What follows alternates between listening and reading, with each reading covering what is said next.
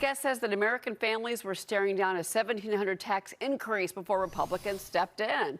Let's bring in New York Congresswoman Claudia Tenney. You know, Congresswoman, it's great to see you again because, you know, this new tax policy that they're talking about, really not old. I mean, it's old tax policy. Americans, according to Treasury Secretary Bassett, are going to get $1,000 to $2,000 more in a return. Darren just made the point a lot of people did not adjust their withholding, so they're going to get more in their paychecks in 2026. The reason I bring these up to you is all of that goes into the messaging for the Republicans.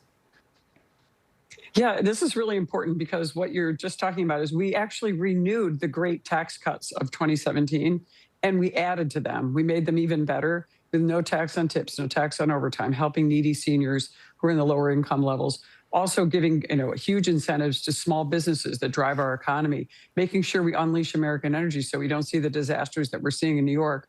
Hopefully New York will comply with some of the modernization of energy and change their policies, which is causing the so-called affordability crisis they created along with healthcare. But what this is doing is giving people a chance to put more in their wallets. They've been overtaxed. They haven't been able to reinvest. They haven't been able to save. Many of them have lost their wealth to what? Governments. You see government fraud, abuse, and waste. You see this, outrageous situation in Minnesota. But that's not. Wait till people see what's going on in New York and California, where there's been no, controls in place to prevent this fraud, abuse, and waste that we're seeing at record levels. This is where we've got to really get into the accountability issue, and also everything Trump is doing. When again, tax policy, renewing it, preventing that huge tax increase. Unleashing American energy, driving costs down, bringing jobs and companies back to our country, using the tariffs to do that, using the leverage so that we're not dependent on China for critical assets, whether it's minerals or medications that are critical and needy for us. So many things are going to come into play in 2026, which is why Secretary Bassett is calling it the feast. It's going to be a great year financially. You're going to see the market continue to rise. You're going to see people going back to work. You're going to see people finally getting more in their paychecks, and they're going to save and they're going to spend, and it's going to be a much better year than we've seen. As incredibly, Cheryl, 1 year. Yeah. This is already happening, and we're going to be coming out of this malaise that we've been in over the last 4 years. The second term for Donald J. Trump has been nothing short of breakneck speed, and so much has happened in the last year. It's been crazy to watch, I'll tell you that. But let's move to the other side of this, and this is the healthcare premiums are going to be spiking for millions of Obamacare subsidies, which had now expired. So these premiums are going to, be rising on people. I spoke to Congressman Mike Lawler, also of New York State. He was one of the 4 Republicans that lined up with Jeffries and the Democrats to force that Obamacare extension vote. I want you to listen to what he told me. We want income limits. We wanted insurance reforms and accountability to hold the insurance companies accountable. Since Obamacare took effect, their profits have risen over 2,000%, while healthcare premiums have risen 96%. The reality is Obamacare is broken. We all know that, and it needs to be reformed. We want to see that bill come back from the Senate. The objective was to get that in the House. Unfortunately, we couldn't reach an agreement with House Republican leadership to get a vote. And so we were left with no choice but to sign that discharge and force a vote. Yeah. So he is saying, in a sense, this is why I did what I did. But at the same time, he's saying there's got to be reform. Many of you and your colleagues are saying there's got to be reform. How you do that in 3 weeks and avoid a shutdown, I think, is still kind of a question mark. What do you say? Well, look, Mike Lawler is a terrific member of Congress, a good friend. I just disagree with him on this. When you're siding with the Democrats to extend these subsidies, which are hurting the small businesses in our communities, hurting individuals, especially in New York, which, by the way, is the state least impacted by these subsidies. And when these subsidies, even if they were to expire, it's a very small number of people that would be maybe hurting, and most of them would be in the higher income levels.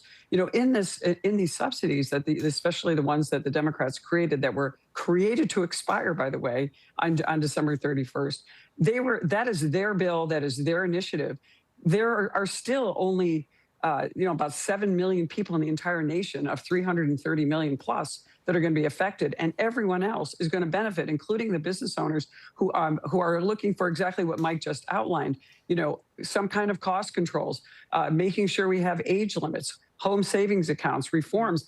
All of that was presented in a bill introduced by another moderate named Tom Kean from New Jersey. And that's what the bill we need to look at to keep these in the short term until we fix the disaster that is Obamacare. Yeah. I can't say it enough. The Democrats own this. It was their own economist, Jonathan Gruber, who famously said, we had to lie to the American people and we had to have no transparency in order for Obamacare to pass because we knew it wasn't going to work. They would never have gotten that bill passed without the stupidity of the American people, as he put it. We have got to get that front and center and get the American people to realize we are the ones who are trying to fix Obamacare. We warned of this. We tried to fix it. There was one thumbs down in the Senate back when we did a repeal and replace of Obamacare that would have had dramatically better results than we're seeing today. We wouldn't even be facing this problem had that gone through. We've got to message well. We've got to stick together. We are stronger together as one party against the Democrats.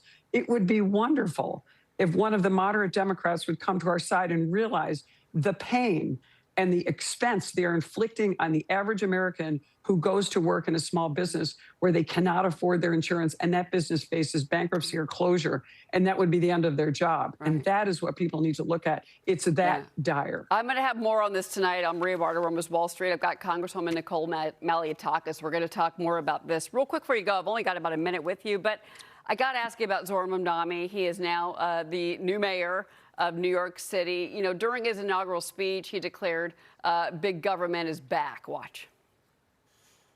We will govern without shame and insecurity, making no apology for what we believe. I was elected as a democratic socialist, and I will govern as a democratic socialist.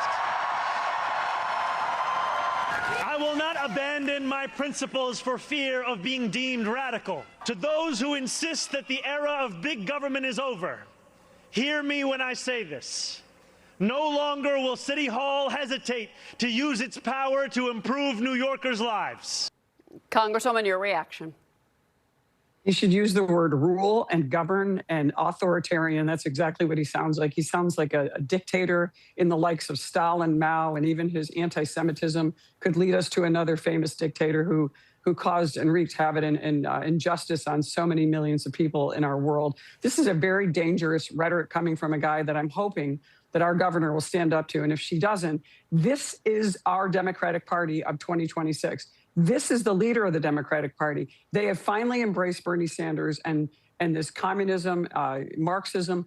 Please wake up. If you are a Republican, a moderate Democrat, or an independent, vote these people out. This is who the Democrats have been taken over by. This is not the Democratic Party of JFK. This is not the Democratic Party that said, ask not what you can do, what your country can do for you, but what you can do for your country. This is the reverse. This is the dangerous communist Marxist socialism that we've seen all around the world that has never works, creates more misery, and is going to make our world, and especially New York and New York City, even worse for his election. Congresswoman Claudia Tenney from the state of New York, thank you so much.